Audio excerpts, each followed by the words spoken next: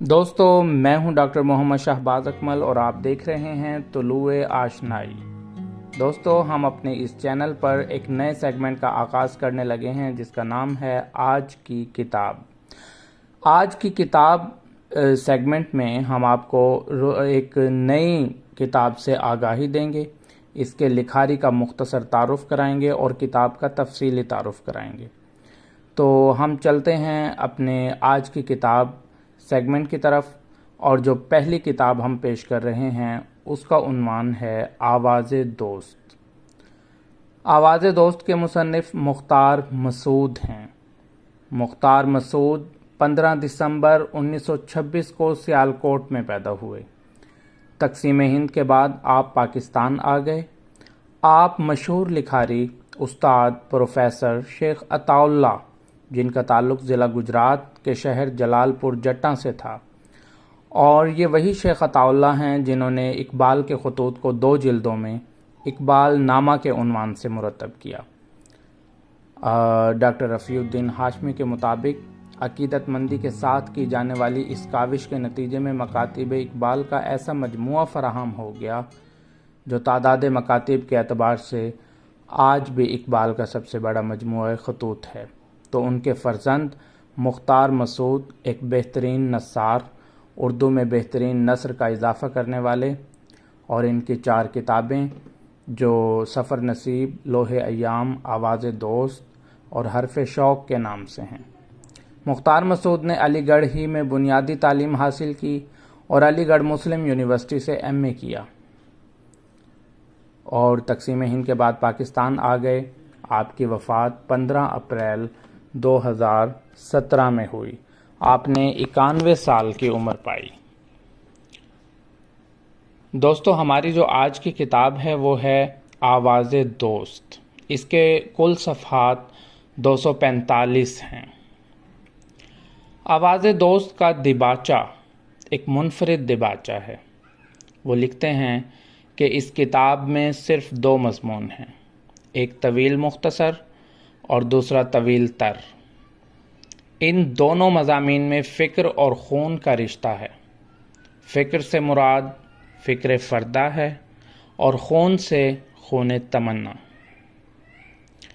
اس کتاب کا انتساب مختار مسعود نے پرے کاہ اور پارہ سنگ کے نام کیا ہے۔ پرے کاہ سے مراد گھاس کی پتی، اور وہ لکھتے ہیں کہ وہ پرے کاہ یعنی وہ گھاس کی پتی جو والدہ مرحومہ کی قبر پر اگنے والی گھاس کی پہلی پتی تھی، اور وہ پارہ سنگ جو والد مرحوم کا لوح مزار ہے یعنی کتبے کا پتھر۔ یہ بہت ہی اردو کی نثر میں منفرد انداز میں انہوں نے دباچہ اور انتساب پیش کیا ہے۔ دوستو، اس کتاب کا عنوان آواز دوست کہاں سے ماخوذ ہے؟ مولانا روم کے شعر خشک مغزو خشک تارو خشک پوست، از کجا می آیدیں آواز دوست۔ اس شعر سے مختار مسعود نے اپنی کتاب کا عنوان ماخوذ کیا ہے، اور اس شعر کا معنی ہے کہ بانسری اگرچہ خشک بانس سے بنائی جاتی ہے، اس کا اندرونی حصہ بھی خالی ہوتا ہے، اور اس کو دیکھ کر کبھی گمان بھی نہیں ہوتا کہ اس سے ایسے ایسے دل نشیں اور دلاویز نغمے پھوٹیں گے کہ سننے والوں کو جھوم جھوم جانے پر مجبور کر دے گا۔ تو اس شعر سے انہوں نے اپنی کتاب کا عنوان منتخب کیا۔ دوستو، اس کتاب آواز دوست کے 2 حصے ہیں۔ پہلا حصہ مینار پاکستان کے حوالے سے ہے، اور دوسرا حصہ قحط الرجال کے نام سے ہے۔ پہلا حصہ مینار پاکستان میں انہوں نے مینار پاکستان کے بننے اور اس کے مکمل ہونے تک، اس کی کمیٹی کے قیام سے لے کر اس کے مکمل ہونے تک اور اس کی اہمیت پر بھی زور دیا ہے۔ تو یہ پورا مضمون مینار پاکستان یا مینار قرارداد پاکستان سے منسلک ہے، جبکہ دوسرا حصہ قحط الرجال بہت سارے مشہور ادباء اور فضلاء کے آٹوگراف اور ان سے جڑی ہوئی ان کی ماضی کی تمام چیزیں اور ان کی مشہور شخصیات کی اہمیت کو اس میں اجاگر کیا گیا ہے۔ پہلے حصے مینار پاکستان کے بارے میں لکھتے ہیں کہ اس بر عظیم میں عالمگیری مسجد کے میناروں کے بعد جو پہلا اہم مینار مکمل ہوا وہ مینار قرارداد پاکستان ہے۔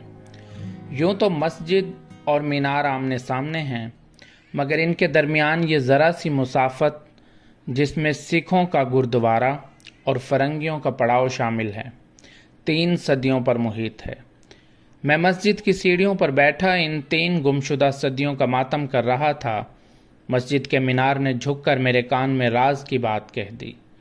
جب مسجدیں بے رونق اور مدرسے بے چراغ ہو جائیں، جہاد کی جگہ جمود اور حق کی جگہ حکایت کو مل جائے، ملک کے بجائے مفاد اور ملت کے بجائے مصلحت عزیز ہو، اور جب مسلمانوں کو موت سے خوف آئے اور زندگی سے محبت ہو جائے تو صدیاں یوں ہی گم ہو جاتی ہیں۔ تو آپ نے دیکھا کہ مختار مسعود کی نثر کتنی طلسماتی ہے۔ دوسرا حصہ قحط الرجال کے بارے لکھتے ہیں، بلکہ یہاں سے آغاز کرتے ہیں کہ قحط میں موت ارزاں ہوتی ہے اور قحط الرجال میں زندگی۔ مرگ انبوہ کا جشن ہو تو قحط، حیات بے مصرف کا ماتم، حیات بے مصرف کا ماتم ہو تو قحط الرجال۔ ایک عالم موت کی ناحق زحمت کا، دوسرا زندگی کی ناحق تہمت کا۔ ایک سما حشر کا، دوسرا محض حشرات الارض کا۔ زندگی کے تعاقب میں رہنے والے قحط سے زیادہ قحط الرجال کا غم کھاتے ہیں۔ دوستو، یہ مختار مسعود کی طلسماتی نثر کے شاہپارے تھے اور ان کے دونوں حصوں کا تعارف تھا۔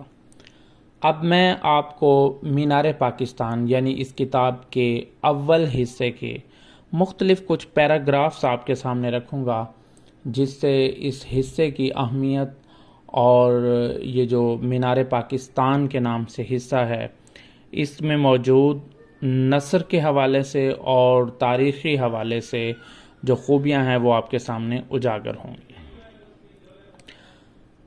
آج جب کارروائی کے لیے پہلا مسئلہ پیش ہوا تو میں نے کہا اسے ملتوی کیجیے تاکہ ایک اور ضروری بات پر بحث ہو سکے۔ میز پر لغات کا ڈھیر لگ گیا۔ سب متفق ہوئے کہ یادگار وہ نشان خیر ہے جو مرنے کے بعد باقی رہے۔ جب یادگار کا عام تصور موت اور فنا کے تصور سے جدا نہ پایا تو منصوبے سے یادگار کا لفظ خارج کر دیا۔ میز صاف کی گئی، لغات کی جگہ مینار قرارداد پاکستان کے نقشے پھیلائے گئے۔ جو تھوڑی بہت جگہ بچ گئی اس میں چائے کی پیالیاں سجائی گئیں۔ چائے شروع ہوئی تو بات بہت دور جا نکلی۔ دوستو، اسی کا ایک اور پیرا ہے جو اس کے بہت سارے جملے ایسے ہیں جو آپ اقوال زری بھی انہیں نام دے سکتے ہیں۔ ایک پیرے میں کہتے ہیں کہ دراصل جرت ایک کیفیت ہے اور قربانی اس کیفیت پر گواہی ہے۔ جرت ایک طرز اختیار کا نام ہے اور قربانی ایک طریقے ترک کو کہتے ہیں۔ اس ترک و اختیار میں بسر ہو جائے تو زندگی جہاد اور موت شہادت کا نام پاتی ہے۔ ایک اور پیرا ان کے دوسرے باب قحط الرجال سے میں آپ کے سامنے پیش کر رہا ہوں۔ وہ کہتے ہیں کہ قدرت کا سارا نظام اصولوں کے تابع ہے۔ بڑے آدمیوں کی پیدائش کے بھی تو کچھ اصول ہوں گے۔ ایسا معلوم ہوتا ہے کہ بڑے آدمی انعام کے طور پر دیے اور سزا کے طور پر روک لیے جاتے ہیں۔ عطا تو اسی کے حق میں ہوتی ہے جو حقدار ہو۔ آخر قدرت ایک سپاس ناآشنا قوم کو بڑے آدمی کیوں عطا کرے؟ اسے اپنے عطیے کی رسوائی اور بے قدری ناگوار گزرتی ہے۔ عطا کا پہلا حق یہ ہے کہ انسان اس کا شکر ادا کرے۔ دل شکر سے لبریز ہو تو روشن ہو جاتا ہے، شکوہ کیجیے تو بجھ جاتا ہے، نا شکر گزار ہو تو پتھر بن جاتا ہے۔ تو ان چمکتے ہوئے جملوں کے ساتھ، اقوال زریں کے ساتھ اس کتاب کا اختتام ہوتا ہے۔ امید ہے آپ کو ہماری یہ کتاب کی سلیکشن اور اس کتاب کا مختصر تعارف آپ کو پسند آئے گا۔ ہمارے ساتھ رہیے گا، ہم مزید کتابوں کے تعارف بھی پیش کریں گے اور آپ کو ان کتابوں کے بارے مکمل آگاہی دیں گے۔ بہت شکریہ۔